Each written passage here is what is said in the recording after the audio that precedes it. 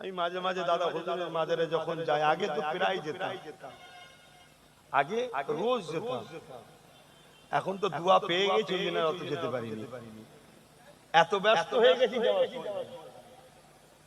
মাঝে মাঝে যখন ঘরে ফিরি তখন মনে হয় যে কি ব্যাপার, বেটা কি রাগ করলো নাকি, আর যেতে পারছি না কেন, এত ব্যস্ত হয়ে গেছি। আজকেও জলসাই তাড়াহুড়ো করে কোন রকম ভাবে ছুটে এসে প্রথম জলসা ধরলাম। মানে বেলা তো ছোট রে বাবা, আর এমনি তো রাসূল বলেছে বছর কোন মাস হিসাবে যাবে, মাস কোন সপ্তাহের মতো চলে যাবে, সপ্তাহ কোন দিনের মতো চলে যাবে। হু করে দিন চলে যাচ্ছে, কাজ তো বুঝতে পারছি না। তারপর আবার এই নলেজ সিরিলে বিরাট পেরেশানের মধ্যে আছে। নতুন করে আবার দ্বিতীয় বছরে ছেলেরা ভর্তি হচ্ছে, আরো বিল্ডিং এর কাজ হচ্ছে, সবগুলো দেখতে হয়।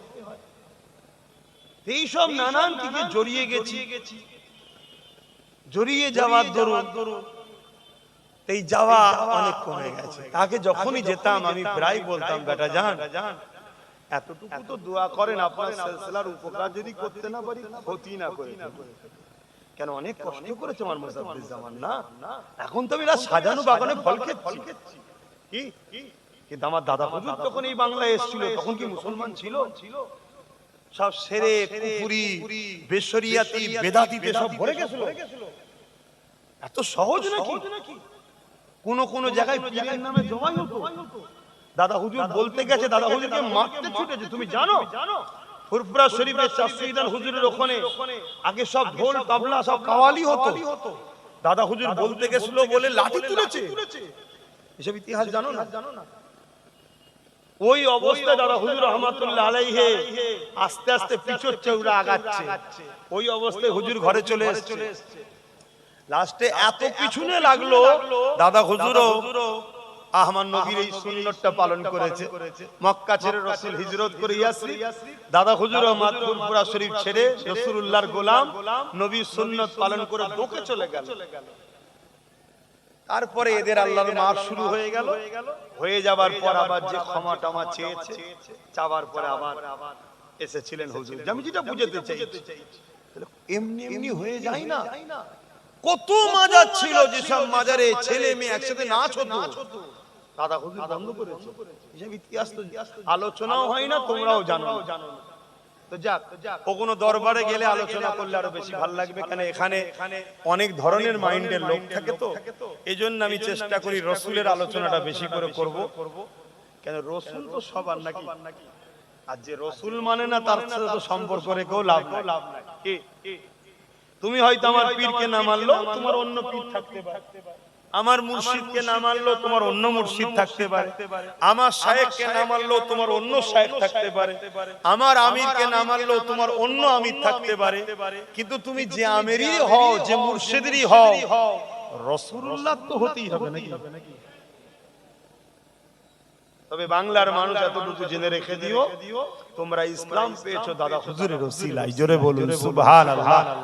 হ্যাঁ, ভারতবর্ষে আরো অনেক সিলসিলা আছে, তাদের দ্বারা অন্যান্য সাইডে কাজ হয়েছে, অস্বীকার করছি না, কিন্তু পূর্ব ভারতের মানুষ দাদা হুজুরের ওসিলায় ইসলাম পেয়েছে। তো যেটা আমি বলতে চাইছি, আমি হুজুরকে যে আল্লাহর ওলিরা মরা না জিন্দা, একটু বলবেন তো জিন্দা। আল্লাহর কোরআন বলছে তারা জিন্দা, শুধু জিন্দা নয়, আল্লাহ তাদের কবরে রিজিকও দেয়, তারা খায়। জোরে বলুন সুবহানাল্লাহ।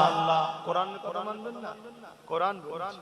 আর দাদা হুজুর তো শুধু ওলি নয়, ওলিদের বাদশা ছিলেন। জোরে বলুন সুবহানাল্লাহ। আকাশে যেমন কোটি কোটি তারা, চাঁদ একটা, কোটি কোটি তারা, চাঁদ একটা, তো কোটি কোটি তারার মাঝে যেমন চাঁদের ইজ্জত, কোটি কোটি ওলির মাঝে জবান আর মুজাদ্দিদের ইজ্জত। জোরে বলুন সুবহানাল্লাহ।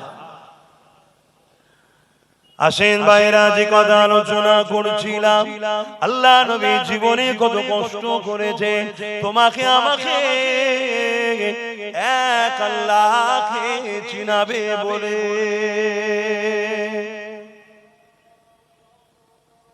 আপনাদের মহল্লা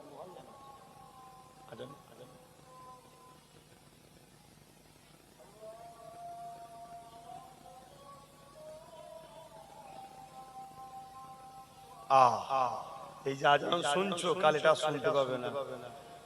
তোমার আমার গাফলতির জন্য, তোমার আমার ভুলের জন্য। দুশ্মনকে দোষ পরে দেবো, আগে নিজের মধ্যে দেখো।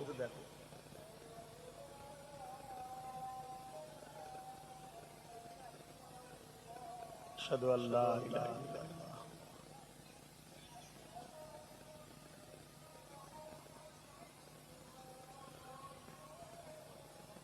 সাল্লাল্লাহু আলাইহি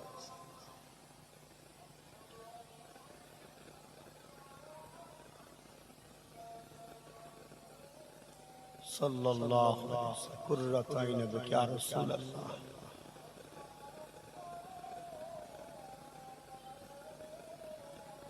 ला हौला वला कुव्वता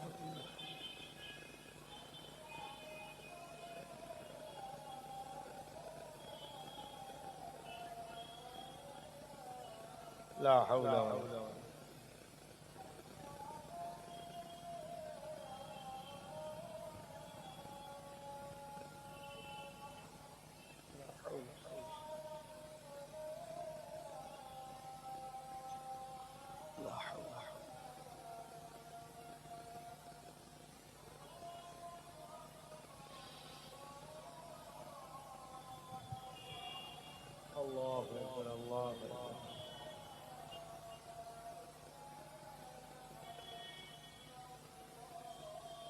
اللهم رب هذه الدعوة التامة والصلاة وآت محمد الوسيلة الفضيلة درجة الرب وصوم مقام محمد الذي وعدته وارزقنا الشفاعة إنك لا تفلح لا إله إلا درود الشريف اللهم صل على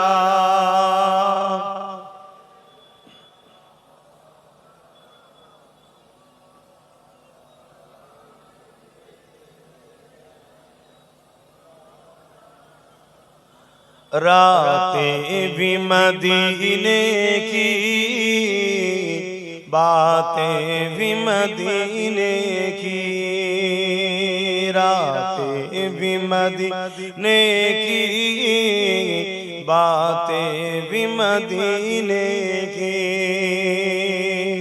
जीने में ये जीना है, क्या बात है जीने की। अरसा हो तैबा की जिस गलियों से गुजरे, अरसा हो तैबा की जिस गलियों से गुजरे, इस वक्त भी गलियों से खुशबू है पसीने की। आरो जोरे बोलो, आरो जोरे बोलो, नारी दिबे। আল্লাহ কত মহান, আল্লাহু আকবার। আল্লাহ তিনি যিনি সবথেকে মহান, সবথেকে কত বড়। তিনি তিনার বন্ধুকে এত নিয়ামত আলা বানিয়েছে যে আমার নবীর শরীরের ঘাম থেকে মুশকে আম্বারের থেকেও বেশি খুশবু বেরোতো। জোরে বলুন সুবহানাল্লাহ। 1450-1500 বছর কম বেশি হলো আমার রাসূল মক্কা মদিনা তায়েফে যেসব রাস্তা অলিতে গলিতে ঘুরেছে, আজও সেখানে গেলে আমার রাসূলুল্লাহর পাসিনার খুশবু পাওয়া যায়। জোরে বলুন সুবহানাল্লাহ। আল্লাহু আকবার। কি নিয়ামত আল্লাহ বানিয়েছে। तारीफ के लायक जब अल्फाज नहीं मिलते, तारीफ के लायक जब अल्फाज नहीं मिलते, तारीफ करे कोई किस तरह मदीने की, तारीफ करे कोई किस तरह मदीने की, रातें भी मदीने की, बातें भी मदीने की, जीने में ये जीना है, क्या बात है जीने की।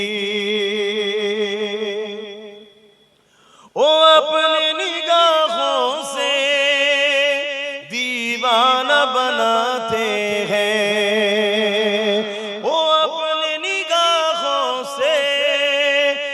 मस्ताना बनाते हैं, जहमत भी नहीं देते मैं खार को पीने की, जहमत भी नहीं देते मैं खार को पीने की, रातें भी मदीने की, बातें भी मदीने की, जीने में ये जीना है क्या बात है जीने की। अल्लाहुम्मा सल्ली अला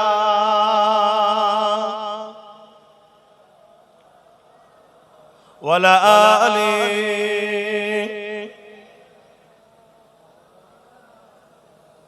मुसलमान घरे ছেলে মেয়েরা তরুণেরা বাপেরা এ নওজওয়ানেরা আল্লাহ নবীকে কতটা ভালোবেসেছে তিনাদের দিকে শিক্ষা নার মোহাব্বত কাকে বলে।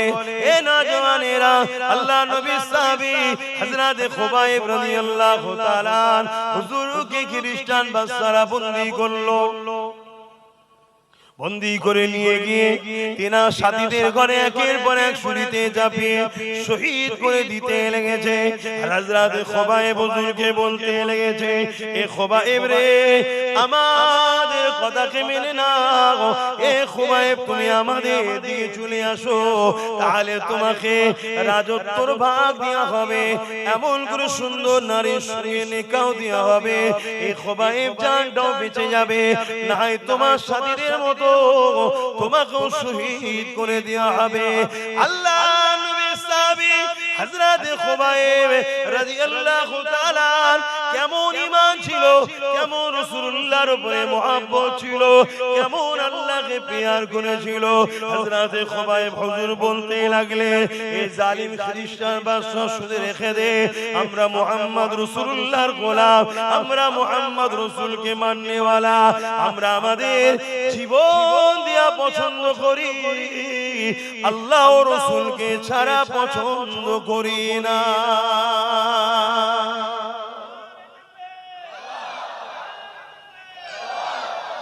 আমরাই তো সেই উম্মত, তিনারাও তো রাসূলের উম্মত ছিলেন, আমরাও তো সেই উম্মত। আজকে আমাদের অবস্থা কি? এক কাপ চায়ে তো উম্মত বিক্রি হয়ে যাচ্ছে, 500,000 টাকা তো উম্মত বিক্রি হয়ে যাচ্ছে। ভাবো, আর আমাদের কাঁধের উপরে বন্দুক রেখে জালিমরা আমার ইসলামকে গুলি করছে, আমার রাসূলুল্লাহর শানে গুস্তাখি করছে, আমার কোরআনের শানে গুস্তাখি করছে, আর আমরা তাদেরকে কাঁধ দিয়েছি ব্যবহার করো। আল্লাহ ছেড়ে দেবে আমাদেরকে? মনে রেখে দিও, ইসলামকে মিটাবার চেষ্টা যুগে যুগে অনেক জালিম করেছে, যারাই করেছে আল্লাহ তাদের সঙ্গে দুই ধরনের ব্যবহার করেছে, এক ফেরাউন নমরুদের মতো মিটিয়ে দিয়েছে, আর না হয় ওমর ফারুকের মতো দ্বীনের খাদেম বানিয়ে দিয়েছে। জোরে বলুন সুবহানাল্লাহ। কিন্তু ইসলামকে কেউ মিটাতে পারেনি, আর আগামী তো জোরে বলুন। কিন্তু যে জিনিস মিটান নয় তার সাথে যদি আমরা জুড়ে থাকি আমরাও মিটবো না, আর আমরা যদি আলাগ হয়ে থাকি আমরা মিটে যাব, ইসলাম রয়ে যাবে। আপনার যদি ধারণা হয় যে আমরা চলে গেলে তাহলে ইসলাম মানবে কে, এটাই তো জালিমদের ধারণা। এই জন্য তোমাদেরকে আমাকে ইসলাম থেকে সরাচ্ছে, তারা ভাবছে এদেরকে সরিয়ে দিয়ে ইসলাম শেষ হয়ে যাবে। জালিমরা জানে না বাবরি মসজিদে যে প্রথম আঘাত করেছিল আল্লাহ তাকেই ঈমানের কলেমা পড়িয়ে 100টা মসজিদ তার দ্বারা করাচ্ছে। বলুন সুবহানাল্লাহ। জালিমরা জানে না যে বুশ বলেছিল আমেরিকা ইসলাম রাখবো না, সেই বুশের কন্যাকেই আল্লাহ ইসলাম কবুল করিয়ে কোরআনের হাফেজা বানিয়ে দিয়েছে। জোরে বলুন সুবহানাল্লাহ। তুমি আমি যদি মনে করি আমরা চলে গেলে ইসলাম চলে যাবে, এটা ধারণা ভুল। আল্লাহ নতুন নতুন লোককে তৈরি করে দেবে, তাদের দিলে ইসলামের মহব্বত ভরিয়ে দেবে। একটা নিয়ামত দিয়েছে আল্লাহ আমাদেরকে, দায়িত্ব, দেখ আমার ইসলামকে দেখ। যদি আমরা না দেখি আল্লাহ কেড়ে নেবে আমাদের থেকে, অন্য কাউকে দায়িত্ব দিয়ে দেবে, আমাদেরকে মিটিয়ে দেবে।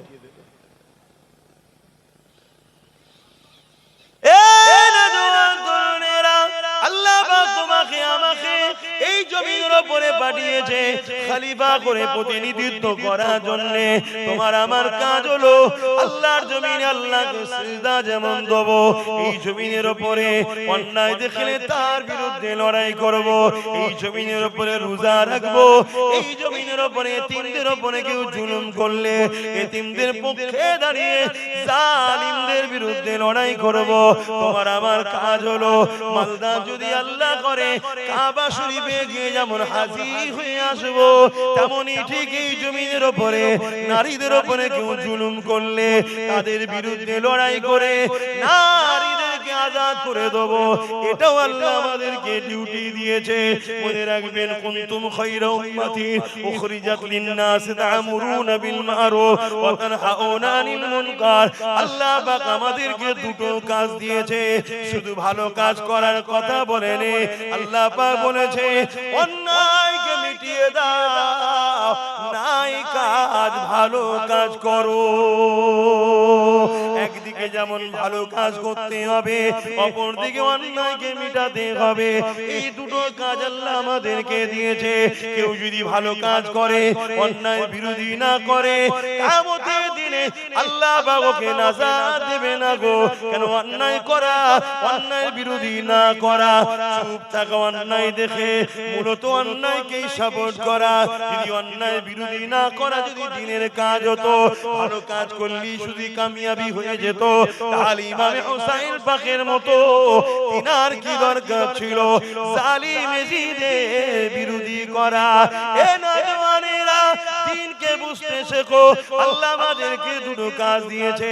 এই জমিনের উপরে আল্লাহ আমাদেরকে শ্রেষ্ঠ উম্মত করেছে, খায়রুল উম্মাহ, শ্রেষ্ঠ উম্মত করেছে।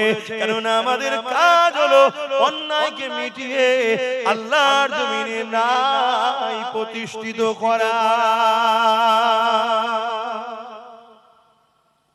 এটা কি আমার রাসূল করেন? আমার নবী লড়াই করেছে না করেন? ধর্মের বিরুদ্ধে। আমার নবী কোন ধর্মের বিরুদ্ধে লড়াই করেছে?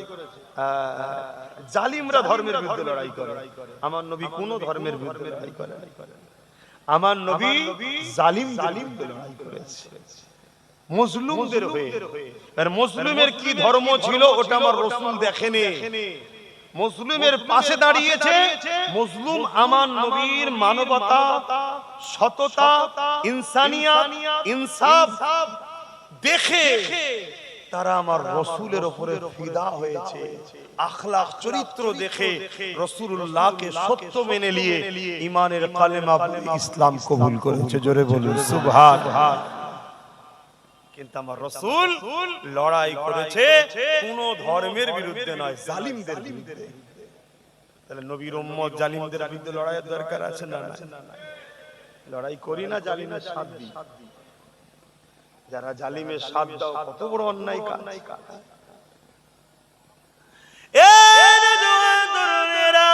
আল্লাহ নবীর কথা বলছিলাম, এই দিনের জন্য রাসূলুল্লাহ তায়েফের জমিনে রক্তাক্ত হয়েছে। এই দিনের জন্য রাসূলুল্লাহ মাতৃভূমি মক্কা ছেড়ে দিয়ে ইয়াসরিব মদিনায় চলে যেতে হয়েছে। নবীর উম্মত হয়ে সেই দিনের উপরে দয়া কোথায় তোমার আমার? নবীর উম্মত হয়ে সেই দিনের উপরে মহব্বত তোমার আমার কোথায়? এ নওজওয়ান তরুণেরা, বাপেরা, আমাকে তোমাকে আমাকে জানতে হবে। আল্লাহ পাক তোমাকে আমাকে বিভিন্ন দিক দিয়ে পরীক্ষা নেবে। যে কথা বলতে গিয়ে প্রথমে চলে গেলাম, হযরতে মা সাত্তাম্মাকে পরীক্ষা নিয়েছিল। হযরতে মা সাত্তাম্মার কথাটা বলেনি, যখনই ফিরাউনের কানে খবর চলে গেল মা সাত্তাম্মা আর মুসা নবীজি আল্লাহর প্রচার করে, সেই আল্লাহকে মানে, আমি ফিরাউন আমাকে মানে না। ওই সময় ফিরাউন কি করলো? হযরতে মা সাত্তাকে ডাক দিল, এ মা সাত্তারে, শুনলাম তুমি নাকি আমাকে খোদা বলে মানো না, তুমি নাকি মুসা যে খোদার প্রচার করছে সেই খোদাকে মানো। হযরতে মা সাদ্দা চিন্তা করছে আমি যদি সত্য কথা বলি এই জালিম আমাকে জানে মেরে দেবে। আমার স্বামী নাই, তিনটে ছোট ছোট বাচ্চা রয়েছে, মারা গেলে এই বাচ্চাদের কি হবে? আর যদি আমি মিথ্যা বলি আমার আল্লাহ পাক মিথ্যা কথা বলতে নিষেধ করেছে। আমি কেমন আল্লাহকে মানলাম, আল্লাহর কথা মান্য করব? হযরতে মা সাদ্দাও ঠিক করে নিল আমার জান চলে যাবে, আমার বাচ্চাদেরকে তিনি দেখবে যিনি হলেন আল্লাহ। আমার থেকে অনেক বেশি অভিভাবক গার্জেন হলেন আমাদের আল্লাহ।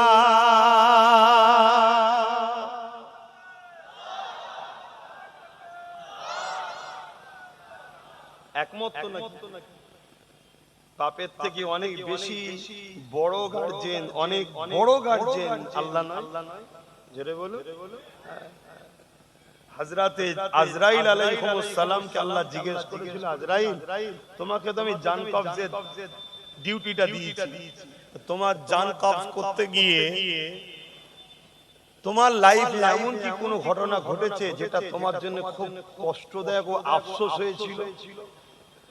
হযরতে আজরাইল আলাইহিস সালাম বলছে, আল্লাহ দুবার আমার বড় আফসোস হয়েছিল, বড় কষ্ট হয়েছিল।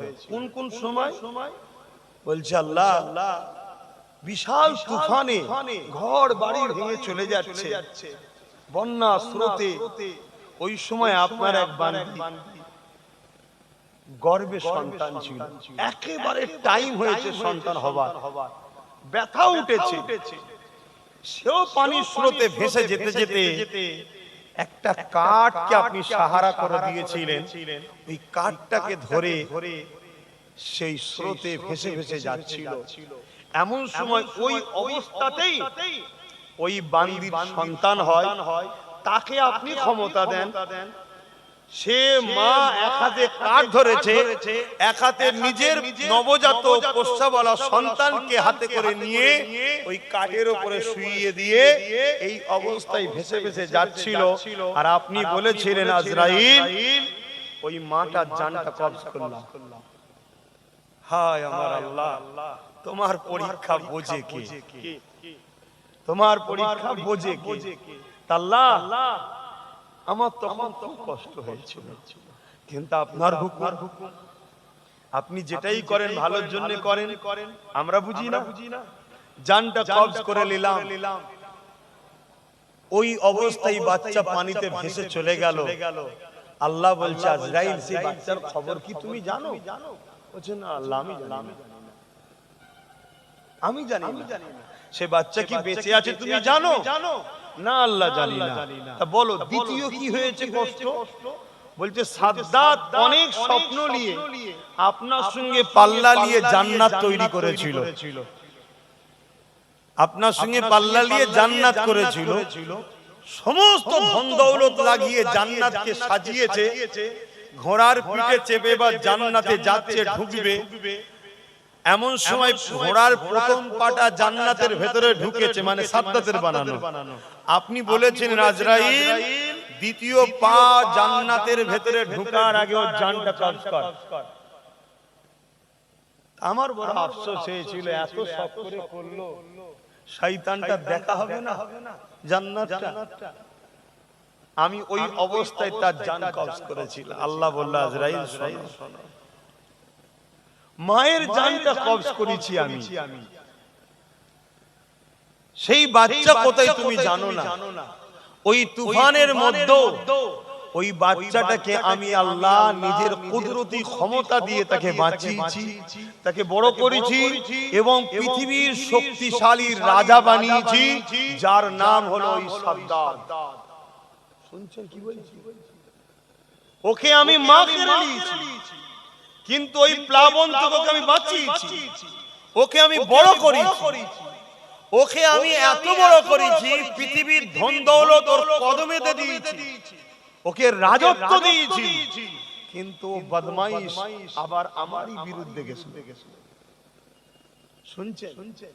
তাহলে আমার আল্লাহ তিনি যদি ওই মুহূর্তে একটা সন্তানকে বাঁচিয়ে বড় করে লালন পালন করে তাকে রাজাও বানাতে পারে, সেই আল্লাহ কি আমাদের বাচ্চাদের জন্য অভিভাবক গার্জেন হিসেবে উপযুক্ত নয়? জোরে বলো। আমাদের আব্বাজান হযরত ইব্রাহিম আলাইহিস সালাম যখন আম্মাজান হাজেরা হুজুর আর ইসমাইল আলাইহিস সালামকে সেই মরুভূমি যেটা আজকে মক্কা, ওই জায়গায় যখন রেখে আসে তখন কাবা ছিল না, কোনো লোকালয় ঘর ছিল, শুধু মরুভূমি, বালি আর কাঁটাযুক্ত গাছ, পানি ছিল না, খাবার ছিল না, লোক ছিল না। ওই সময় যখন ইসমাইল আলাইহিস সালামকে ছেড়ে দিয়ে হযরতে আম্মা হাজেরা হুজুরকে ছেড়ে দিয়ে যখন ইব্রাহিম নবী চলে আসছে, আম্মা হাজেরা জিজ্ঞেস করেছিল, আমার প্রাণের স্বামী আপনি যাচ্ছেন কোথায়? ইব্রাহিম আলাইহিস সালাম বলেছিলেন, হাজেরা তুমি আর বাচ্চা এখানে থাকবে, আমি চলে যাচ্ছি। আম্মা হাজেরা বলেছিলেন, এটা আপনার ইচ্ছা না আল্লাহর হুকুম। দেখেন নেকবখত নারী কারা হয়, এটা আপনার ইচ্ছা না আল্লাহর হুকুম। ইব্রাহিম আলাইহিস সালাম বলেছিলেন, আল্লাহর ইচ্ছা এটা যে আপনাকে আর ইসমাইলকে এখানে রেখে যেতে হবে। আম্মা হাজেরা তখন কি বলেছিলেন, আপনি যান নিশ্চিন্তায়, যখন জেনে গেছি আল্লাহর হুকুম, আপনার থেকে অনেক বেশি সাহায্যকারী যিনি তিনি হলেন আল্লাহ। জোরে বলুন সুবহানাল্লাহ, আরো জোরে বলুন সুবহানাল্লাহ। আম্মা মা সাত্তাও বলছে যে আমি মিথ্যা বলবো না, এ বাচ্চাদেরকে সাহায্য যিনি করবেন তিনি কে? হযরত আম্মা জান মা সাত্তা যখন বলল, এ ফিরাউন রে, যা শুনেছেন সত্য শুনেছেন, লা ইলাহা ইল্লাল্লাহ, মুসা কালিমাতুল্লাহ, মুসা নবীর কথা মেনে নিয়েছি, আল্লাহকে আল্লাহ বলে মেনে নিয়েছি। এ ফিরাউন, আমি মা সাত্তা আপনাকে বলি, আপনিও সেই আল্লাহর উপর ঈমান নিয়ে আসেন যিনি আপনাকে রাজত্ব দিয়েছে। ফিরাউন রেগে লাল হয়ে গেল। ফিরাউন সৈন্যদেরকে হুকুম করে দিল, একটা বিশাল কড়া জোগাড় করো, ওই কড়াতে তেল দাও এবং তলাতে আগুন জ্বালিয়ে দাও। তেল দেয়া হয়ে গেল, আগুন জ্বালিয়ে দেয়া হয়ে গেল, কড়ার তেল টকবক টকবক করে ফুটতে লেগেছে। এ যুবক, কত পরীক্ষা হয়েছে, কত কষ্টের পর ইসলাম এসেছে। দেখো গো, ওই ইসলামকে তুমি আমি আজ নিজে হাতে করে মিটিয়ে দিতে লেগেছে। আল্লাহকে ভয় করো গো, কেন কিয়ামতের দিন তোমাকে আমাকে উঠতে হবে, যে দিনেতে কোনো বাপ ছেলের হবে না, ছেলে বাপের হবে না, মা মেয়ের হবে না, মেয়ে মায়ের হবে না, অর্থাৎ চিনো না চিনার ভান করে থাকবে। যে কিয়ামতের দিনে এমনও বাপ পাওয়া যাবে, নিজের ছেলেকে জমিনে শুইয়ে দিয়ে তার বুকের উপরে পা দিয়ে দাঁড়িয়ে যাবে। কিয়ামতের দিনে এমনও মা পাওয়া যাবে, নিজের মেয়েকে জমিনে শুইয়ে দিয়ে তার বুকের উপরে পা দিয়ে দাঁড়িয়ে যাবে। কিয়ামতের দিন এমনও ছেলে মেয়ে পাওয়া যাবে, নিজের জনম দুঃখিনী মা, জনমদাতা বাপকে জমিনে শুইয়ে দিয়ে তার বুকের উপরে পা দিয়ে দাঁড়িয়ে যাবে। সাহাবা হুজুররা বলতে লাগলেন, ইয়া রাসূলুল্লাহ, হাবিবাল্লাহ, এই রকমটা কেন হবে? আল্লাহ নবী বলেছিলেন, এ বাবা সাহাবারা, যেমন আগুনে লোহা দিলে আগুনের তাপেতে লোহা পুড়ে পুড়ে লাল হয়ে যায়, এমন নওজওয়ানেরা মন দিয়ে শোনো, ওই ময়দানে মাশরেতে সূর্যকে মাথা রাখবে না, ইখতিলাফাত উপরে আল্লাহ নামিয়ে দেবে। ওই সূর্যের তাপেতে জমিন কানা পুড়ে পুড়ে লাল হয়ে যাবে। ওই জমিনে তোমাকে আমাকে দাঁড়াতে হবে। আল্লাহকে ভয় করো এ যুবক, আল্লাহকে ডর করো। আল্লাহ তোমাকে ছাড় দিয়েছে, ছেড়ে দেয় রে গো। চারিদিকে দেখো, তোমার আমার মা বোনেদের ইজ্জত লুটছে, তোমার আমার ভাই বোনকে খুন করছে, তোমার আমার যুব সমাজকে মিথ্যা গ্যাজার কেস দিয়ে এই জালিম নেতা কোন জেলে ভরে দিয়েছে। এত কিছু করার পরে আজকে এই জালিমরা আমার ওয়াকফকে নিয়ে নিতে চাইছে, আমার মসজিদকে ভেঙে দিচ্ছে, আমার মাদ্রাসাকে ভেঙে দিচ্ছে, আমার কবরস্থানকে ভেঙে দিচ্ছে, আমার ঈদগাহকে দখল করে নিচ্ছে। আমার মাদ্রাসায় নাকি জঙ্গি সন্ত্রাস তৈরি হয়, নানা রকম মিথ্যাচার করছে, এর একটাই কারণ, এই উম্মতে মুহাম্মাদি তুমি আমি আজ ঘুমিয়ে রয়েছি, তুমি আমি নেশাতে ডুবে রয়েছি। গানের নেশা, যাত্রার নেশা, মদের নেশা, লটারির নেশা, জুয়ার নেশা, বেঈমান চরিত্রহীন নেতাদেরকে জিতাবার নেশা তুমি আমি ব্যস্ত রয়েছে। এদিকে তোমার আমার পিছনে ইসলামের দুশমনেরা, তারা ইসলামকে মিটাতে লেগেছে। আল্লাহকে ভয় করো, ওই কিয়ামতের দিনে আল্লাহ পাকের কাছে কি মুখটা দেখাবে একটু ভাবো।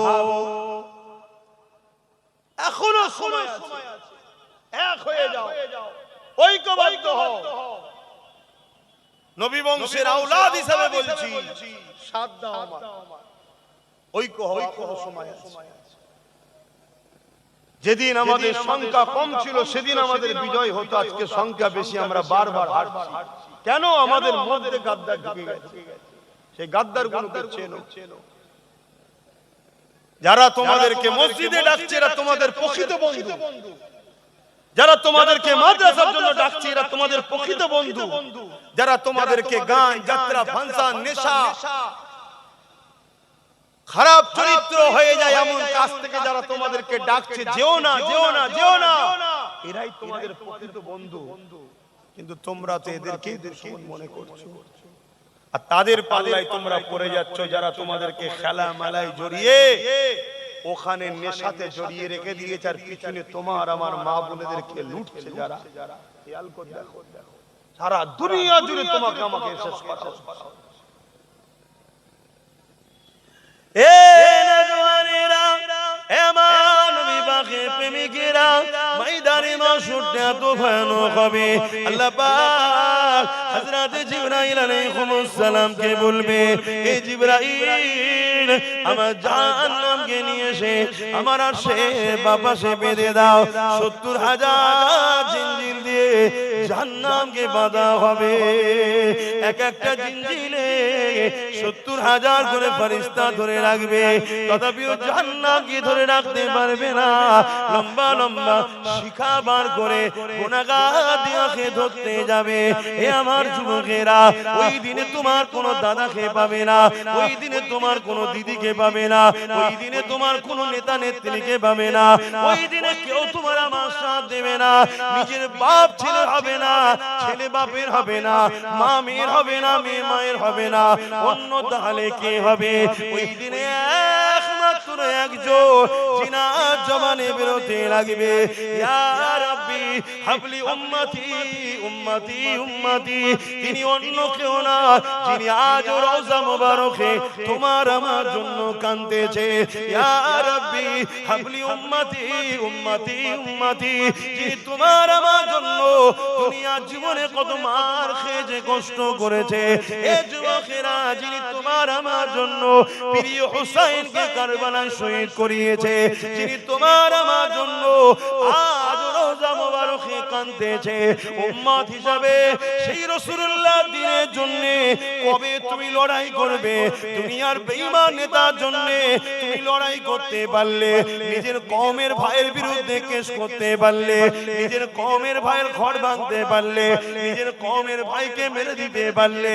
এ যুবক, যে কোনো তোমাকে জাহান্নামে নিয়ে যাচ্ছে, অথচ রাসূলুল্লাহ দ্বীনের পক্ষে তুমি যদি লড়াই করতে, এই লড়াইয়ে তুমি যদি মারা যাও, আল্লাহ তোমাকে বেহিসাব জান্নাত দেবে। আর এই লড়াইয়ে তুমি যদি গাজী হয়ে যাও, দুনিয়া তো মাল পাবে, আখিরাতও জান্নাত পেয়ে যাবে। এ নওজওয়ান তরুণেরা, আগামী দিন কিন্তু বিশাল বড় লড়াই হবে। একদিকে থাকবে সন্ত্রাসীরা, একদিকে থাকবে জালিমরা, একদিকে থাকবে খুনিরা, একদিকে থাকবে চরিত্রহীনেরা, একদিকে থাকবে নারীদেরকে যারা শোষণ করে তারা, একদিকে থাকবে মানবতা বিরোধীরা, অপর দিকে মুহাম্মদ সাল্লাল্লাহু আলাইহি ওয়াসাল্লামে রেখে যাওয়া ইনসাফ, ইনসানিয়াত, মানবতা, সভ্যতা নাই, গরীব দুঃখীদের পক্ষে দাঁড়াতে হবে। এ যুবক, তুমি কি পারবে ইমাম মেহেদী আলাইহিস সালামের সালামের সাথ দিতে। আজকে সেই নবীর বংশের ছেলে আমরা যখন তোমাদেরকে ডাকি আসো আজকে জালিমদের বিরুদ্ধে লড়ি, তখন তোমরা তো আমাদেরই বিরোধী করতে লাগো। সেই দিন একদিকে থাকবে কানা দাজ্জাল, অপর দিকে থাকবে ইমাম মেহেদী আলাইহিস সালাম। আজকের 500 টাকায় দাজ্জালের চালাদের কাছে বিক্রি হয়ে যাচ্ছ, সেদিন তো দাজ্জাল সোনা দেবে, দাজ্জাল হিরে দেবে, নানা রকম ধন দৌলত দেবে। সেই দিন কি তুমি পারবে দাজ্জালের বিরুদ্ধে গিয়ে ইমাম মেহেদী আলাইহিস সালামের সাথ দিতে? কোনো মতেই পারবে না, পারবে না, পারবে না। ইমাম হোসেন হুজুর কারবালায় যখন লড়াই নেমেছিলেন, একদিকে ছিল 25,000 আর একদিকে ছিল মাত্র 72। এই 25,000-এর মধ্যে সামান্য অর্থের জন্য, সামান্য পদের জন্য 13,000 আলেম উলামা মুফতি ছিল যারা এজিদের পক্ষে সাথ দিয়েছিল। নবীর নামাজের বিরুদ্ধে অস্ত্র তারা ধরেছিল, যারা কিনা নিজেদেরকে আলেম বলতো, নিজেদেরকে মুফতি বলতো, নিজেদেরকে হাফেজ বলতো, তারাও নামাজ পড়তো। নামাজের মধ্যে তারাও বলতো আল্লাহুম্মা সাল্লি আলা মুহাম্মাদ ওয়া আলা আলি মুহাম্মাদ। সেদিন তারাও নামাজে আলে মুহাম্মাদের জন্য দরুদ পড়েছে এবং কিন্তু তরোয়াল ধরেছে আলে মুহাম্মাদের বিরুদ্ধে সামান্য অর্থের জন্য, সামান্য পদের জন্য।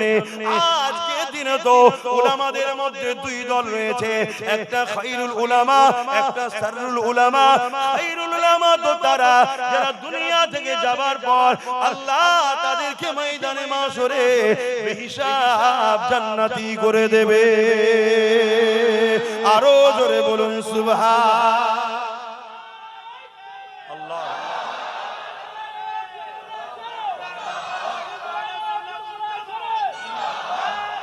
আল্লাহ আজকেও সেই দুনিয়াদার আলেম আছে, আজকেও এজিদ আছে না? আমরা মনে করি কারবালা সেই দিন শুরু হয়েছে, না, সেই দিন কারবালার স্টার্টিং করেছেন ইমাম হোসেন পাক, আর কারবালার আখরি ময়দান হবে ইমাম মেহেদী আলাইহিস সালামের নেতৃত্বে। বিজয় আমাদেরই হয়, জোরে বলুন সুবহানাল্লাহ। সেদিন স্টার্টিং হয়েছে, বিজয় শেষ, আখরি ময়দান হবে ইমাম মেহেদী আলাইহিস সালামের নেতৃত্বে।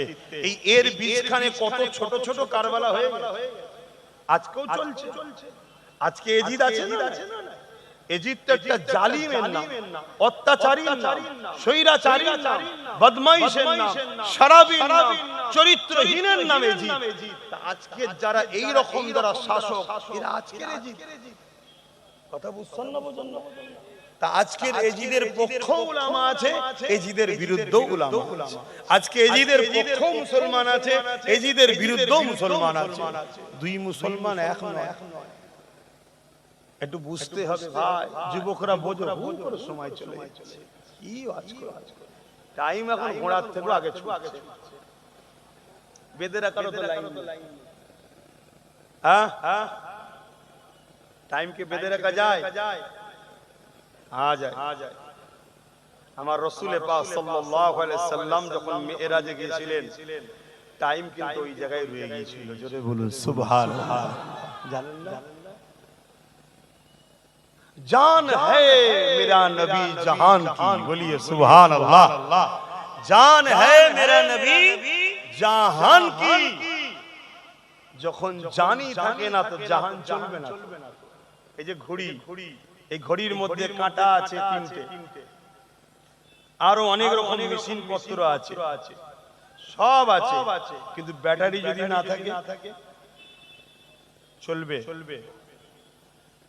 ধরুন চলতে চলতে ঘড়িটা 7:35 এসেছে আর ব্যাটারিটা বার করে নেওয়া হয়েছে, কোন জায়গায় দাঁড়িয়ে থাকবে? 7:35। ব্যাটারি যখন লাগানো হবে চালু হবে কোন জায়গা থেকে? 7:35। আমার রাসূল যখন দুনিয়ার জগৎ থেকে বেরিয়ে চলে গেলেন, যেটা যেখানে দাঁড়াবার টাইম সব দাঁড়িয়ে গেল। কেন? মূলটা জমিন থেকে চলে, জান চলে গেছে। কথা বুঝে আসছে? আবার রাসূল যেই আসলেন ওই টাইম থেকে আবার শুরু হলো। জোরে বলুন সুবহানাল্লাহ। কি নিয়ামত করেছে আমাকে যুবক, সেই নবীকে ভালোবাসো, পিয়ার। আর যারা নবীকে ভালোবেসেছে তারা নবীর জন্য সব কুরবান করেছে, জানটাও কুরবান করে দিয়েছে। কি মহব্বতের কথা আমরা বলি। মহব্বত যারা করেছে হযরত আবু বকর সিদ্দিক রাদিয়াল্লাহু তাআলা সেই সময়ে আমার রাসূল পাক সাল্লাল্লাহু আলাইহি সাল্লামের কদম মোবারকে দ্বীনের জন্য, ইসলামের জন্য, রাসূলের জন্য 400 কোটি টাকা দান করেছে ইসলামের জন্য। ভাবতে পারছেন? আজকে হলে একটা দুটো দেশ কিনে লিয়া যাবে, কি যাবে না? যাবে না।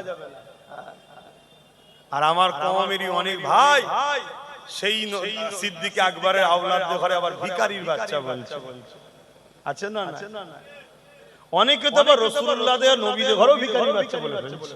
বলুন নাউযুবিল্লাহ। অসুবিধা হচ্ছে? আবেরা নওজওয়ানেরা মন দিয়ে শুনেন, পরিবর্তন হন। আল্লাহ পাক এখনো নিঃশ্বাস চালু রেখেছে, তওবা করলেন পরিবর্তন হয়ে যান। বাকি যতদিন বাঁচবেন এই আকীদায় বাঁচেন, আমি রাসূলুল্লাহর দ্বীনের পাহারাদার হয়ে বাঁচবো।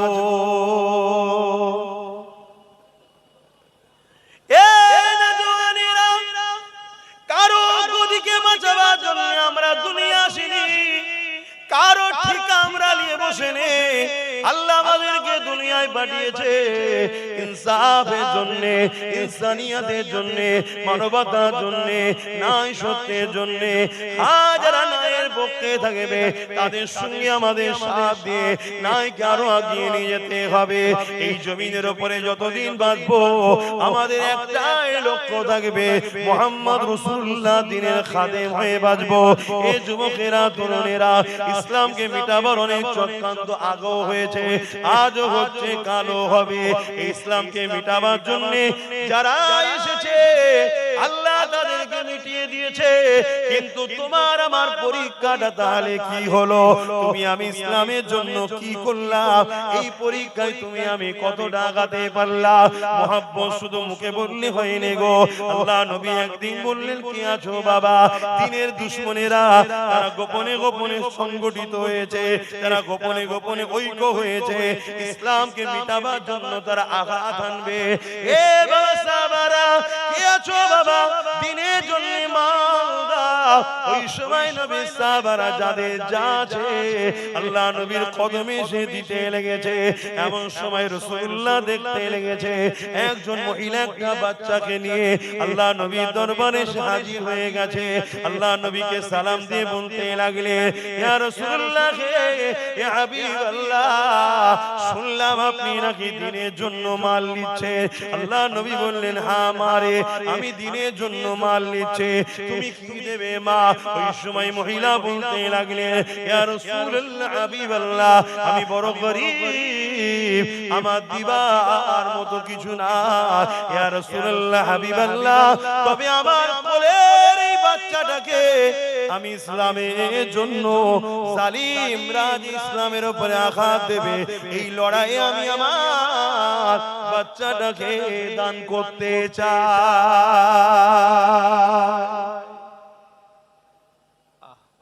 আর আজকের মায়েরা কি বলে? বাবা যাসনি ঝামেলায়। হ্যাঁ, অথচ এলাকার যখন জালিম নেতাটাকে কোনো মা বলে নাকি যাসনি? কি গো, কি গো?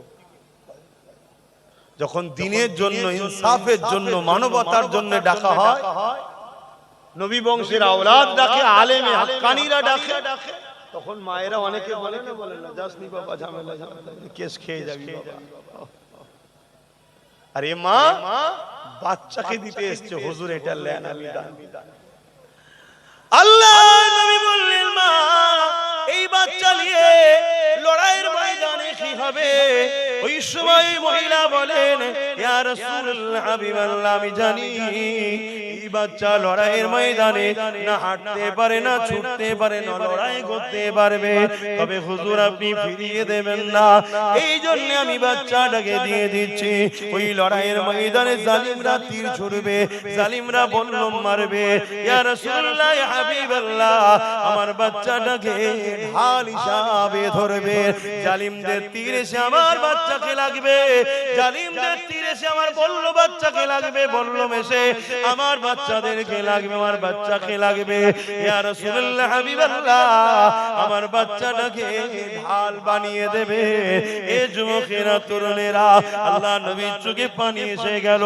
মা আপনি ইসলামকে এত ভালোবাসে, আল্লাহ রাসূলকে এত ভালোবাসে, মা আমি দোয়া করি আল্লাহ আপনার বাচ্চা নেক হায়াত দিক, বড় হয়ে আল্লাহ তাকে যেন মুজাহিরে ইসলাম বানায়। মা আমি দোয়া করি, তবে মা জান এই বাচ্চাকে কবুল করলাম, তবে কিন্তু এই বাচ্চা বড় হয়ে দিনের জন্যই লড়বে। কি তারা মহব্বত করেছে। আর আজকে কি বলা হচ্ছে, আর আজকে বলা হচ্ছে তোমরা সংগঠিত হও, যারা দিনকে মিটাতে চাইছে যে পাওয়ারে, সেই পাওয়ারটা না দিয়ে কেড়ে নাও, নিজেরা সেই পাওয়ার তৈরি করো।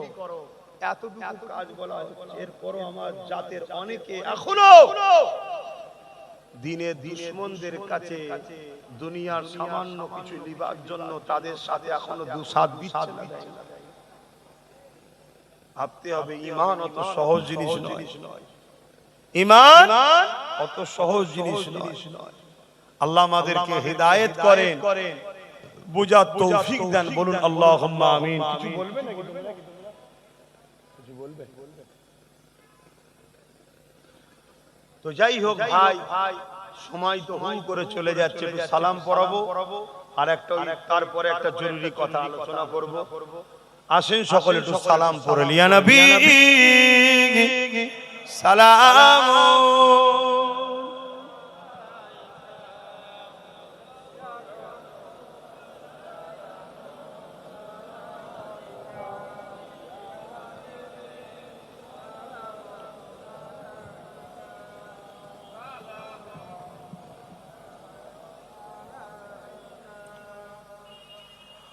পরিল আল্লাহ আরো বাণী,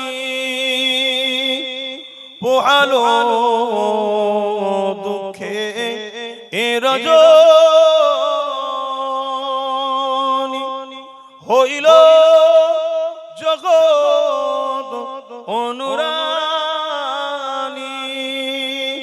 আমিনার নয়নের মনি, ইয়া নবী সালাম, ইয়া রাসূল ইয়া হাবিব সালাম।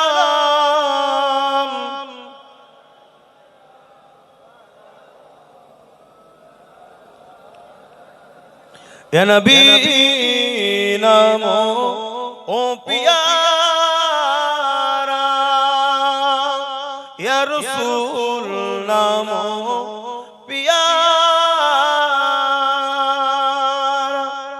আরশ বর হক ने पुकारा, सज पैगंबर हमारा, या नबी सलाम, या रसूल या हबीब सलाम।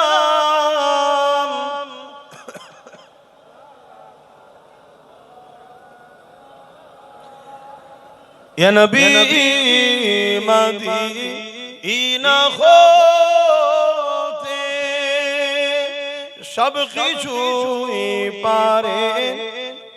বলুন বলুন, দেখতে পাই তো নবী, মানেন তো? হ্যাঁ, আমার রাসূল কে আল্লাহ দেখার ক্ষমতা দিয়েছে, জোরে বলুন সুবহানাল্লাহ। অনেকের ধারণা নবী অন্তরের খবর জানে না, নবী গায়েব জানে না, এখনো গুমরাহি। গায়েবের মালিক নবী নয়, গায়েবের মালিক হলেন আল্লাহ। কিন্তু রাসূলকে আল্লাহ গায়েবের খবর জানান, জোরে বলুন সুবহানাল্লাহ। কেননা আবু জেহেল যখন হাবিবি আমানিকে ধরে নিয়ে এসেছিল, হাবিবি আমানি আমার রাসূলকে জিজ্ঞেস করেছিলেন, বলতে পারবেন আমার অন্তরে একটা কথা আছে, কথাটা কি? আল্লাহ নবী বলেছিলেন, হাবিবি আমানি, তোমার একটা 8-9 বছরের 7-8 বছরের একটা বাচ্চা কন্যা আছে যে জন্মগত প্যারালাইসিস, তুমি সেই কথার ব্যথা বুকে করে নিয়ে ঘুরছো, জোরে বলুন সুবহানাল্লাহ। যেটা কোথায় আমিন, কোথায় মক্কা। আমার রাসূল পাক সাল্লাল্লাহু আলাইহি সাল্লামকে আল্লাহ গায়েবের খবর, অন্তরের খবর জানার ক্ষমতা দিয়েছে, জোরে বলুন সুবহানাল্লাহ। ইয়া নবী মদিনা হতে সব কিছুই পারে দেখি, মোদের লাশ কবরে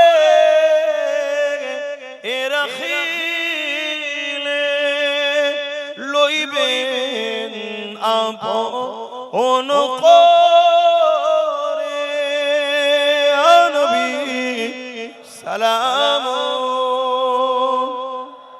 ইয়া রাসূল ইয়া হাবিব সালাম সালামাতুল্লাহ।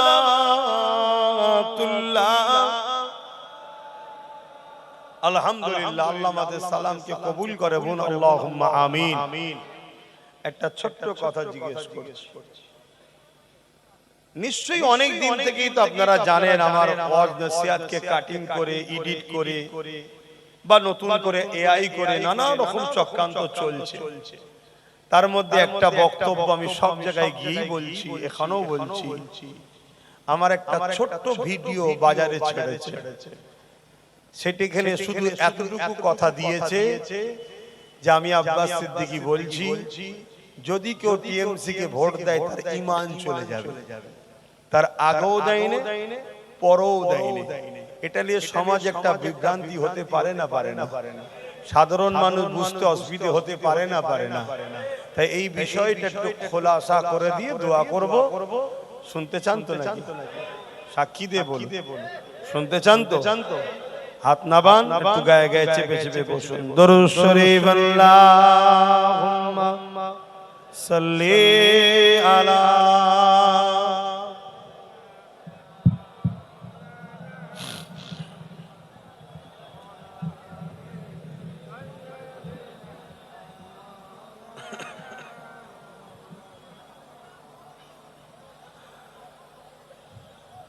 আল্লাহ। বারে বারে ভাবি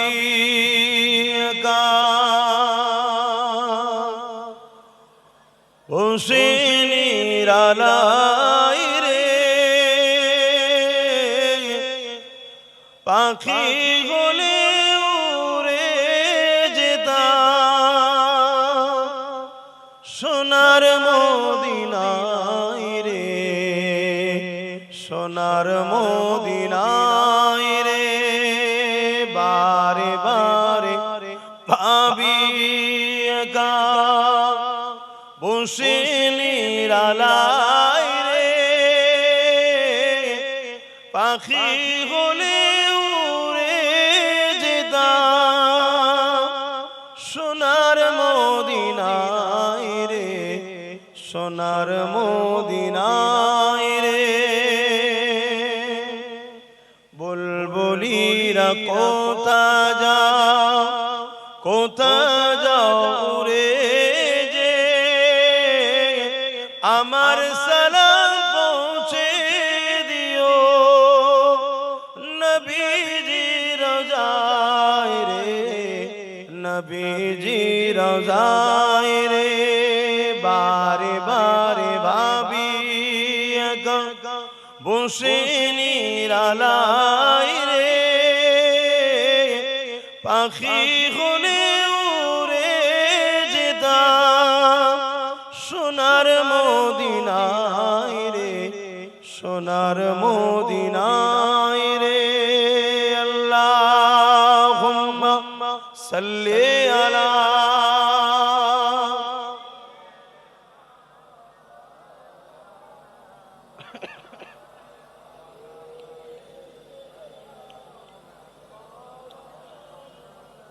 আমার বাপ জানেরা সময় খুবই কম, কিভাবে চলে গেল সময় আমি নিজেই বুঝতে পারছি না। তো সেই জায়গায় আমি যে কথাটা বলতে যাচ্ছিলাম, অ্যাকচুয়ালি আমার দয়ান নবী নূর নবীর উম্মত উম্মতি আপনা আমি, তাই তো নাকি? এবং মুজাদ্দিদুজ জামান দাদা হুজুর রাহমাতুল্লাহ আলাইহির সিলসিলার অনুসারী হিসাবেও তো আপনাদেরকে বোঝানো দরকার, ঠিক না? ঠিক না? যে আমার ভাইগুলো যদি গুনাহ করে ফেলে, আল্লাহ বলেছেন গুনাহগারদের maaf করবেন, বলুন সুবহানাল্লাহ। কিন্তু বেঈমানকে কি maaf করবে? খুব ভালো করে বোঝেন। হাদিস পাকের মধ্যে আছে, আল্লাহ রাসূল বলছেন, মুসলিম শরীফের হাদিস, অন্যায় দেখলে হাত দিয়ে রোকো, অর্থাৎ অন্যায়কে হতে দিও না, হাত দিয়ে রুখে দাও, অন্যায়কে খতম করো। যদি হাত দিয়ে রুকার আপনার ক্ষমতা না থাকে, কমসে কম আপনাকে মুখ দিয়ে অন্যায়ের প্রতিবাদ করতে হবে। যদি মুখ দিয়ে প্রতিবাদ করার ক্ষমতা নাও থাকে, কমসে কম অন্তর থেকে ঘৃণা করে দূরে সরে যেতে হবে। আর ঘৃণা করে দূরে সরে যাবার পরই রাসূল তার হাদিসের শেষ অংশে বলছে, এই লক্ষণটা হলো খুব দুর্বল ঈমানের লক্ষণ। কোনটা? অন্তর থেকে ঘৃণা করা, কিন্তু ঈমান আছে, কিন্তু দুর্বল ঈমান। অর্থাৎ কোন অন্যায় দেখলে এই তিনটের মধ্যে যে কোনো একটা লক্ষণ যেন আপনার মধ্যে পাওয়া যায়। নাম্বার 1, হাত দিয়ে রোকো। যদি হাত দিয়ে রোকার লক্ষণ না থাকে, কমসে কম মুখ দিয়ে প্রতিবাদ করো। প্রতিবাদেরও লক্ষণ যদি না পাওয়া যায়, অন্তর থেকে ঘৃণা করো। এই তিনটের মধ্যে যদি কোনো লক্ষণ তোমার মধ্যে না পাওয়া যায়, রাসূল বলছে তার মধ্যে ঈমান নাই। কথা বুঝে আসছে তো? এটা কার কথা? আমার না হাদিস? এটা জোরে বলুন। মুসলিম শরীফের হাদিস। দ্বিতীয় হাদিস মিশকাত শরীফের। আল্লাহ রাসূল বলছেন, কোন মুসলমান যদি কাউকে দেখে জুলুম করছে, সেই জালিম জানার পরও কোন মুসলমান যদি তাকে এই নিয়তে সাথ দেয় তার যাতে শক্তিটা আরো বাড়ে, জুলুম করার শক্তি আরো বাড়ে, আল্লাহ রাসূল বলছে এই মুসলমান ইসলাম থেকে বেরিয়ে যায়। যে ইসলাম থেকে বেরিয়ে যায় তার ঈমান থাকে। এবারে চলে আসো। অ্যাকচুয়ালি আমি বুঝি সেটা অনেক আগে, সেটা অনেকে কাটিং করে আর করে বিভিন্ন প্রজেক্টরের মাধ্যম দিয়ে দেখিয়েছে। পুরোটা দেখাই না কেন? পুরোটা দেখালে যারা দেখাচ্ছে তারা নিজেরাই ধরা পড়ে যাবে। ওই জন্য শুধু এইটুকু দেখিয়েছে। অ্যাকচুয়ালি আমি বলেছিলাম ওয়াকফকে নিয়ে। ওয়াকফ কি আমাদের ধর্মীয় সম্পদ নয়? উৎসর্গ করে দেওয়া একটা সন্তানের জন্য হয়, একটা আল্লাহর খুশির জন্য, আল্লাহর রাস্তায়। মোটেই আল্লাহর প্রয়োজন নেই তোমার ধন দৌলতে, কিন্তু আল্লাহর রাস্তায় উৎসর্গ করে দাও, এজন্য যাতে আল্লাহ আমার উপর খুশি হয়, নেকি পাই, কামিয়াবি আমি পাই। এটাকে বলা হয় ওয়াকফে লিল্লাহ, আল্লাহর জন্য উৎসর্গ করা। এই আল্লাহর জন্য উৎসর্গ করা ভারতবর্ষে কম বেশি 29 লক্ষ বিঘে জায়গা দীর্ঘ হাজার হাজার বছর ধরে চলে আসছে। এই জায়গাকে হঠাৎ করে কেন্দ্রের বিজেপি সরকার, যে সরকার দেশ বিক্রি করে দিচ্ছে, এয়ারপোর্ট বিক্রি করেছে, রেল বিক্রি করেছে, সব ওই আদানি আম্বানির হাতে তুলে দিচ্ছে। যেমন ব্রিটিশরা ইস্ট ইন্ডিয়া কোম্পানিকে দিয়ে দিচ্ছিল, এরাও ঠিক এদেরকে সব দিচ্ছে। এরা সব বিক্রি করতে করতে করতে করতে এবারে আমাদের ধর্মের ওই ওয়াকাফের জায়গাগুলোকে দখল করে বড় বড় কর্পোরেটদের হাতে তুলে দিবার একটা পরিকল্পনা করছে। কেন্দ্র সরকার ঠিক করছে না অন্যায় করছে? কেন ওই জায়গার উপরে মসজিদ আছে, ওই জায়গার উপরে মাদ্রাসা আছে, এতিমখানা আছে, যেমন দিল্লিতে এই বোম্বাইয়ে বিরাট বড় একটা রিলায়েন্স কোম্পানির মালিকের ঘর, ওটা এতিমখানা। আমি জানি না ও কত নম্বর এতিম, কিন্তু এতিমখানার উপরে করে বসে আছে। এইভাবে সব শেষ করে দিবার যে মসজিদ, মাদ্রাসা, কবরস্থান, ঈদগাহকে যে প্ল্যান করার আইন 2025-এ কেন্দ্র সরকার করেছে, এটা ঠিক করেছে না অন্যায় করেছে? আমি সবাইকে দিয়ে গলার আওয়াজ ছেড়ে বলুন, ঠিক না অন্যায়? রাসূল কি বললেন? অন্যায় দেখলে যদি হাতে ক্ষমতা না থাকে, যদি মুখে প্রতিবাদে ক্ষমতা না থাকে, তা না করে যদি কোনো মুসলমান ভোট দেয় বিজেপিকে, তার ঈমান থাকবে? এটা আমি প্রথম বলি, ওটাকে কেটে বাদ দিয়ে ওইটা দেয়নি। কেন ওইটা দিলে তো তোমাদের কাছে বুঝাতে পারবে না যে আব্বাস বিজেপির পক্ষে কাজ করছে, বুঝলি? প্রমাণ করতে পারবে না। ওই জন্য ওইটাকে দেয়নি। তারপরে আমি বলেছি যে পশ্চিম বাংলায় আমরা বিজেপি হাঁটাও, দেশ বাঁচাও, মোদি সরকার মুর্দাবাদ, আমরা আন্দোলন করব ওয়াকাফের পক্ষে। আমার রাজ্য সরকার বলছে আমি মোদির বিরুদ্ধে, তো এর উচিত আমাদের সাথ দেওয়া না বিরোধী করা? উপরন্তু দেখছি এ আমাদের লোকেদেরকে ধরে ধরে জেল দিচ্ছে যারা আন্দোলন করছে ওয়াকাফ বাঁচাবার জন্য। হাত্তাকে নবী বংশের ছেলে নওশাদকে পর্যন্ত ওয়াকাফের জন্য আন্দোলন করতে না ভাই, তাকেও জেল দিয়েছে। অনেক জায়গার ছেলে জেল খেটেছে। ভাঙড়ের তো ৩৫০০-এর উপরে ছেলের নামে কেস দিয়েছে। কেন? তারা মসজিদ, মাদ্রাসা, কবরস্থানের জন্য নামলো, কেন্দ্র সরকারের বিরুদ্ধে বললো। তাহলে এ সরকার কেন্দ্র সরকারের দুশমন না বন্ধু? দ্বিতীয় নম্বর কথা, এই সরকার আজকের দিনে বিজেপি যে আইনটা করেছে, ওই আইনকে 2025 ওয়াকফ কালা কানুনকে রাজ্য সরকার মেনে নিয়েছে, হাকি না? জোরে বলবেন। তাহলে ও মসজিদ মাদ্রাসা ভাঙার আইন করেছে, এই আইনকে সাপোর্ট করেছে। তাহলে মসজিদ মাদ্রাসার এর পক্ষে না বিরুদ্ধে? বিপক্ষে। কেন? ও যে আইন করেছে, এও সে আইনকে সাপোর্ট করেছে। তাহলে ও যেমন অন্যায় করেছে, এ অন্যায় করলো না? তাহলে অন্যায় দেখলে রাসূল কি বলছে? একটু আওয়াজ দিয়ে বলো। যদি হাতে ক্ষমতা না থাকে, কিন্তু এখনো হাতে ক্ষমতা আছে না নাই? এখনো হাতে ক্ষমতা আছে না নাই? দ্বিতীয় নম্বর, যদি হাত দ্বারা না পারো, মুখ দিয়ে প্রতিবাদ, যদি তা না করো অন্তর থেকে ঘৃণা, তা না করে কোন মুসলমান যদি মসজিদ, মাদ্রাসা, ওয়াকফের দুশমন, রাজ্য সরকারকে যদি ভোট দেয়, তার ঈমান থাকবে? আগে যা দিয়েছে আলাদা কথা।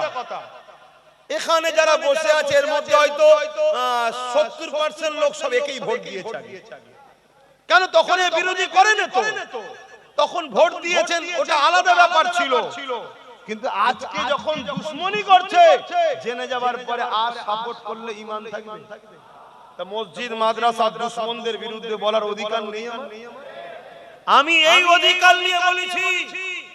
আমি এরপরে বলেছি, যদি কেউ বলে কোরআন শেষ হয়ে যাবে, আমার উন্নতি শেষ হবে না, এই কথাটা ঠিক বললো না ভুল বললো?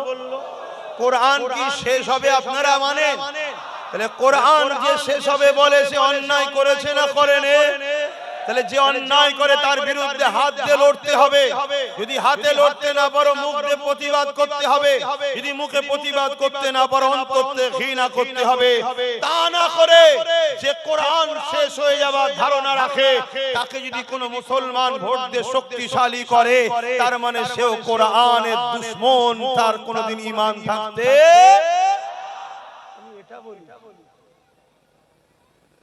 আমি জিজ্ঞেস করছি, মোদি রাম মন্দির করেছে,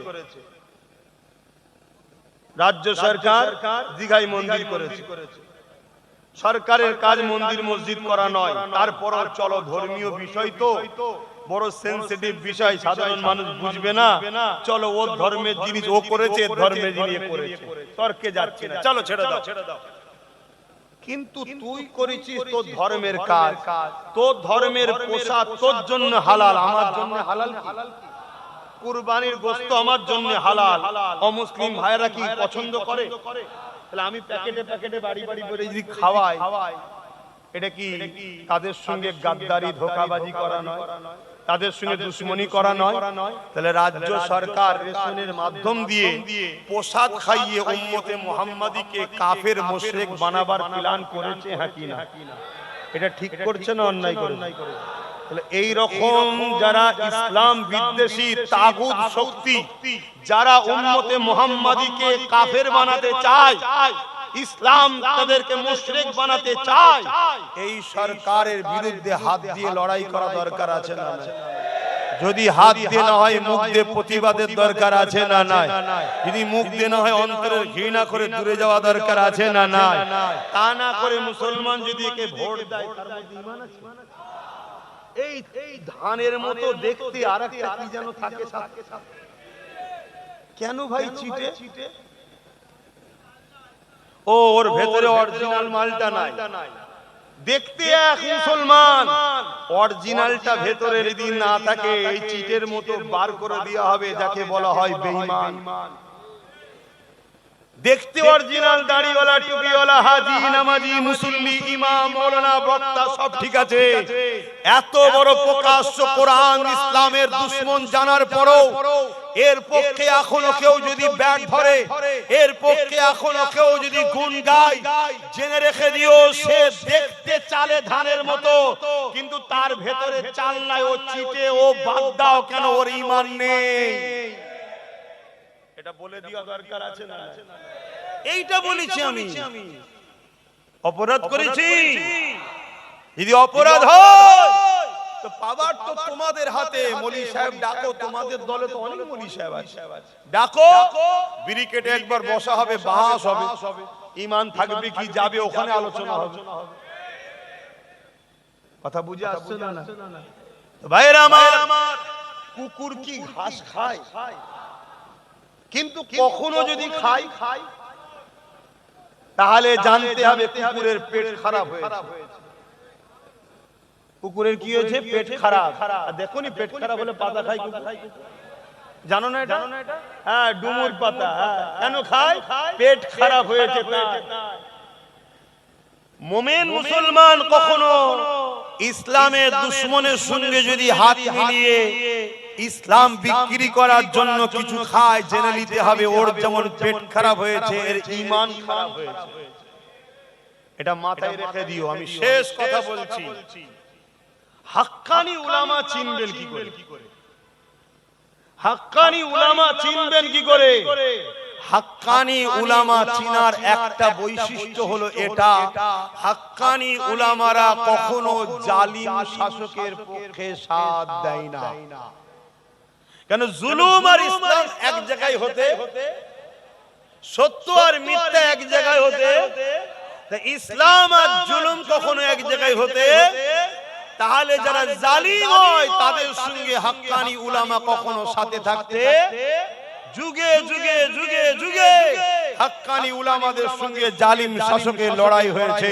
সমস্ত নবীরা লড়াই করেছে জালিম শাসকের বিরুদ্ধে, আমার নবী লড়াই করেছে জালিম শাসকের বিরুদ্ধে, আমার হুসাইন পাক লড়াই করেছে জালিম শাসকের বিরুদ্ধে, আমার মুজাদ্দিদ আল-পেসানি লড়াই করেছে আকবর জালিম শাসকের বিরুদ্ধে, আমার গরিবে নওয়াজ লড়াই করেছে জালিম পৃথ্বীরাজের বিরুদ্ধে, আমার মুজাদ্দিদ জামান লড়াই করেছে জালিম ব্রিটিশদের বিরুদ্ধে।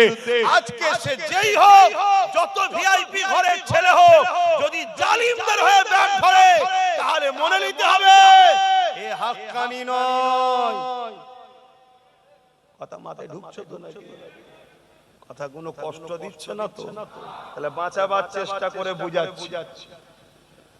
এখন আমার শেষ কথা, যদি কেউ মসজিদ মাদ্রাসার দুশমন হয়, মসজিদ মাদ্রাসা মিটাতে চায়, তার বিরুদ্ধে কারা লড়তে চান একটু হাত তুলে দেখা। আল্লাহকে সাক্ষী রেখে হাত তুলবেন, আমাকে দেখাবার দরকার নেই, আল্লাহকে সাক্ষী রেখে হাত তোলেন। হাত তুলে রাখবেন, হাত নামাবেন না। তুলেছেন হাত, জোর করলাম, জোর করলাম। কেউ হাত তুলতে বাকি আছে কি একটু দেখুন তো। কেউ বাকি থাকলে তার সাথে ঝগড়া করব না, কিন্তু দেখে রাখা দরকার আছে না নাই?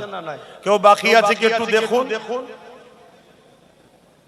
যদি কেউ বাকি থাকে শুধু জেনে লিয়া দরকার এ আমাদের নয়, ঠিক তো নাকি? দুটো জিনিস হতে পারে, খুব মন দিয়ে শুনবেন। যদি বলেন আমি মুসলমান তোদের নয় মানে, তাহলে জানতে হবে ও মুসলমান সূরাতে সকলে ওই চিটে টাইপের, ওর ঈমান নেই। আর নচেত চাষ আমাদের জমিনে হয়েছে কিন্তু অন্য কেউ করে দিয়ে গেছে, মানে গোড়াই গন্ডগোল। কথা বুঝে এসছে তো নাকি না বুঝতে পারেন না? হ্যাঁ, ভালো করে বুঝুন। কেন একজন মদ খেতে পারে, চুরি করতে পারে, বদমাশি করতে পারে, অনেক বড় বড় পাপ করতে পারে, কিন্তু ঈমানদার হালাল রক্ত যার শরীরে আছে সে ইসলামের দুশমন হতে পারে না। এটা তার নমুনা। দাড়ি চাচতে পারে, প্যান্ট শার্ট পরতে পারে, যাত্রা, ফাংশন, থিয়েটার, গান শুনতে পারে, কবিরা গুনাহ করছে, কিন্তু ইসলামের দুশমন কোনদিন হালাল রক্ত হলে করতে পারে না। ঈমানদার হলে কখনো করতে, ওর জন্য হয়তো ভাই গোড়াই গন্ডগোল, আর নচেত মুসলমান ঘরে জন্ম হয়েছিল, এখন ও বেঈমান হয়ে গেছে। কথা মাথায় ঢুকছে তো নাকি? এবারে বলুন, যদি কেউ মসজিদ, মাদ্রাসা, কবরস্থান, ওয়াকাফকে বাঁচাবার চেষ্টায় লড়ে, তার হাতকে শক্ত করার দায়িত্ব ঈমানদারদের আছে না নাই? কারা বলছেন আছে? একটু হাত তুলে দেখান। ঠিক বলছেন।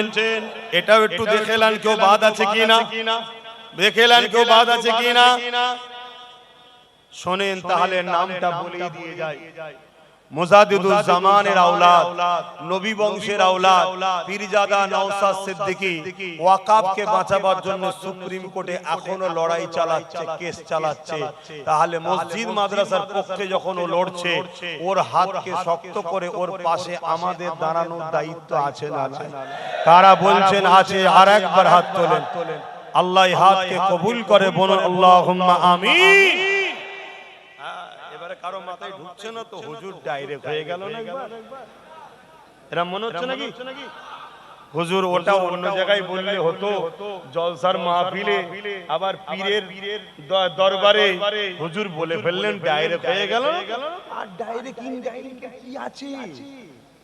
ইফতার পার্টিতে বেরুজাদার শয়তানদের নিয়ে হুড়োহুড়ি করা হচ্ছে, নবী দিবসের ব্যানারটা নিয়ে নবীর দুশমনদের মেম্বারে তুলে হুড়োহুড়ি করা হচ্ছে না? রেড রোডে কোন মুসলমান মেয়ে ঈদগাতে যেতে পারে না, আর রেড রোডে যে সেখানে রাজনীতি হচ্ছে না। ও তার বেলায় সমস্যা নয়, আর নবীর মেম্বারে বসে নবীর খানদানের ছেলে আরেকটা নবীর আওলাদের হয়ে বলবে, তার উদ্দেশ্য কি? সে মসজিদ মাদ্রাসার হয়ে লড়ছে। আব্বাস সিদ্দিকী ভুল করছে? যদি ভুল হয় জানতে হবে তোমারও গন্ডগোল হচ্ছে। তাই তোমাকে ওদের বিরোধী লাগে না, আমাকে বিরোধী লাগছে। আসো, আমার বক্তব্য ক্লিয়ার। যে পাওয়ারে ওরা আমার মসজিদ মাদ্রাসা দখল করছে, ওই পাওয়ার আমরা দখল করে আবার কেড়ে নেব। পারবো না? পারবো না ইনশাআল্লাহ। বলুন। ইতিহাসে একটা মসজিদের নাম আছে আয়া সুফিয়া। জানো? এই আয়া সুফিয়াকে দখল করে নিয়েছিল জালিমরা। আল্লাহ আবার আমাদেরকে ফতে দিয়েছে, আমরা আয়া সুফিয়াকে আবার উদ্ধার করে নিয়েছি। ইসলামে একটা মসজিদ আছে, মসজিদে আকসা, বারবার জালিমরা দখল করেছে, আবার আমাদেরকে আল্লাহ যখন ক্ষমতা দিয়েছে আবার আমরা ফিরিয়ে নিয়েছি। তা আগামী দিন চেষ্টার পর চেষ্টা কারো মসজিদ কারো অন্য ধর্ম স্থানকে কাড়া ইসলাম আমাদেরকে শেখায়নি, কারোর উপরে জুলুম করা ইসলাম আমাদেরকে শেখায়নি। কিন্তু আমার উপরে জুলুম যারা করছে তাদের ধর্মীয় পরিচয় আমি চিনি না। কেন আমার লড়াই হিন্দুর বিরুদ্ধে নয়, আমার লড়াই আদিবাসীর বিরুদ্ধে নয়, আমার লড়াই খ্রিস্টান দলিত শিখ পাঞ্জাবি মতুয়া তাদের বিরুদ্ধে নয়। আমার লড়াই হলো জালিম সংবিধান বিরোধী শাসকদের বিরুদ্ধে, যারা সংবিধানের বিরুদ্ধে গিয়ে আমার ধর্মকে মিটাতে চাইছে। সংবিধান বলেছে মসজিদ মাদ্রাসা ওয়াকফ মুসলমানরা দেখবে, হিন্দুদের দৌবত্ব হিন্দুরা দেখবে, আদিবাসীদের জঙ্গল আদিবাসীরা দেখবে, জাত দেখবে। আমার যখন মসজিদ মাদ্রাসাকে সংবিধান বিরোধী ভাবে গিয়ে কেউ দখল করছে, সংবিধানেরই দেখানো রাস্তায় আমরাও রাজপথ তৈরি করে আমরা আমাদেরটাকে কেড়ে নেব সংবিধানের রাইট অনুযায়ী। এটা আমাদের করা দরকার আছে না নাই? হাত তুলে বলো আছে না নাই? আল্লাহু আকবার।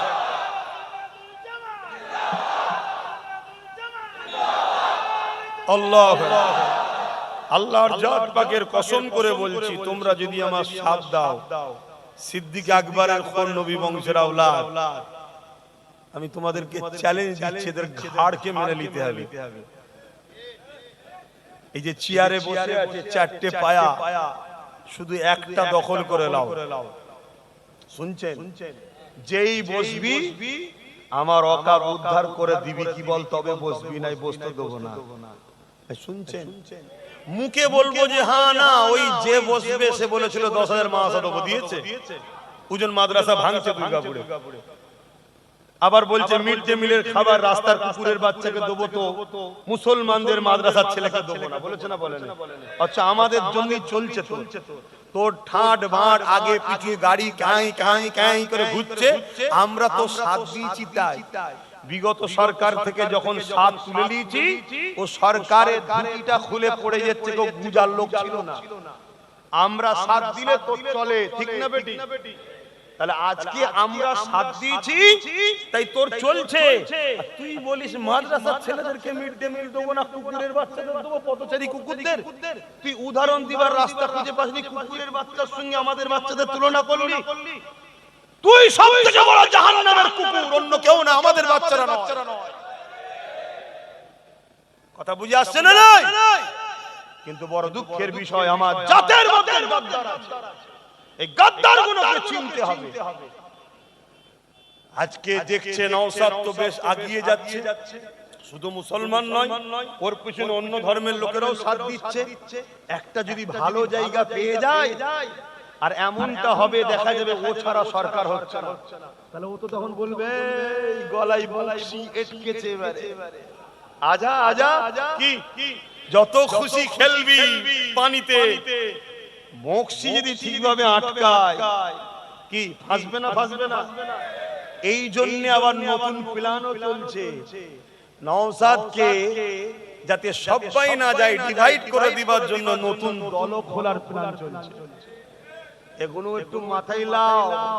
আমি একটা কথা শুধু বলবো, রাসূলুল্লাহর কথা। আমি যা বলবো হুজুরকে নিয়ে বলবো। কেন হুজুরের কথা মানতে হবে তো নাকি? হুজুরের কথা না মানলে আমাদের শান্তি আছে? হুজুর বলছে পাহাড় সরে গেছে, বিশ্বাস করো। মানুষ পরিবর্তন হয়েছে, সহজে বিশ্বাস করো না। ই ঘরে ও ঘরে সি ঘরে সব ঘরে সংসার করে হঠাৎ করে তুমি বলছো আমি মুসলমান হয়েছি।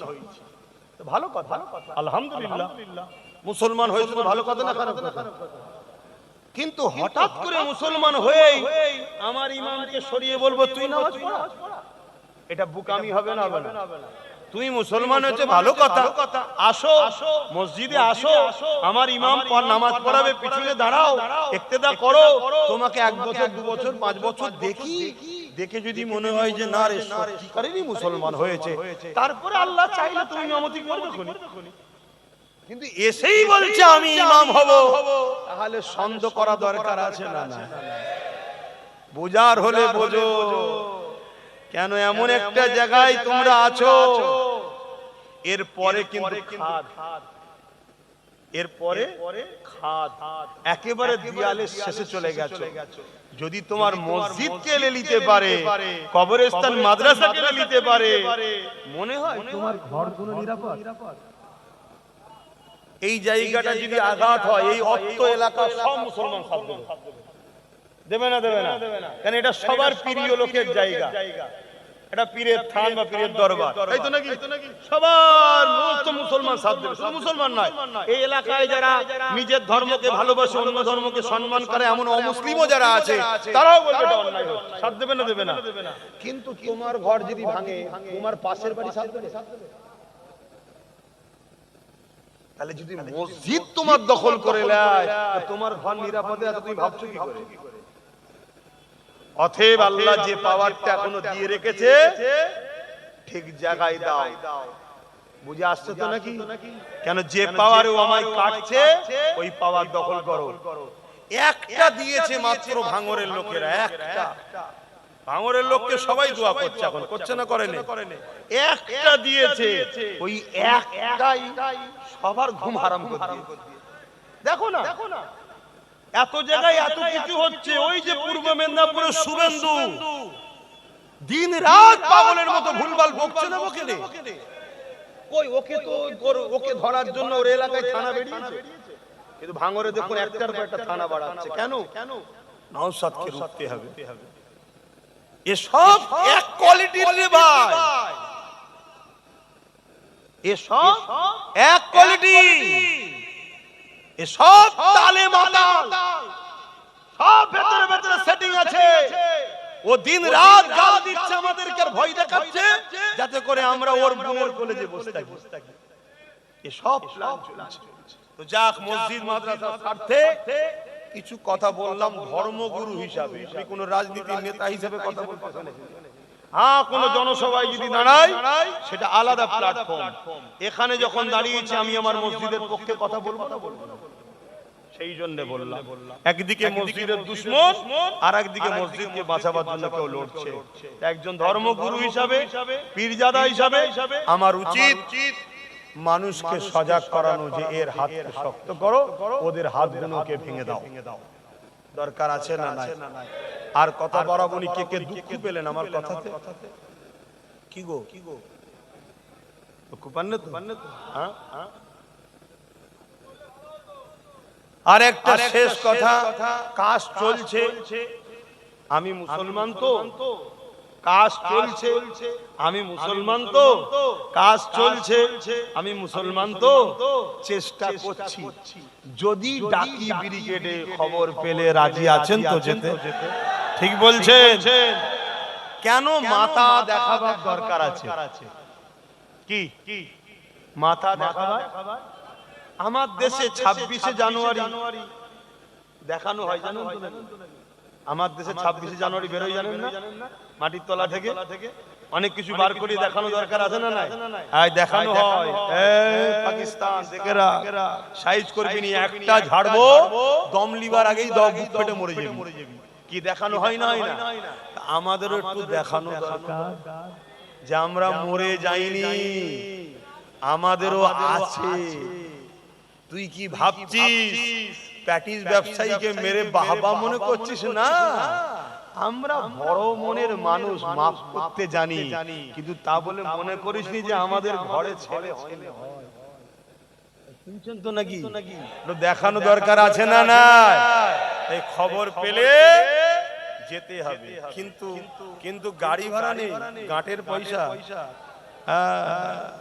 নিজের দরদ দিয়ে। কেন? আমি তোমাকে তো কিনতে এসিনি যে দিলাম, যা কিনে নিলাম। না, 500 টাকা 1000 টাকায় বিক্রি হবে না। মাথায় রেখে এই বাচ্চাগুলোর ভবিষ্যতের কথা ভাববে। আজ যদি তোমাদের এই হাল হয়, এদের কি হবে? তো যাক, আর কথা নয়, আমাকে যেতে হবে।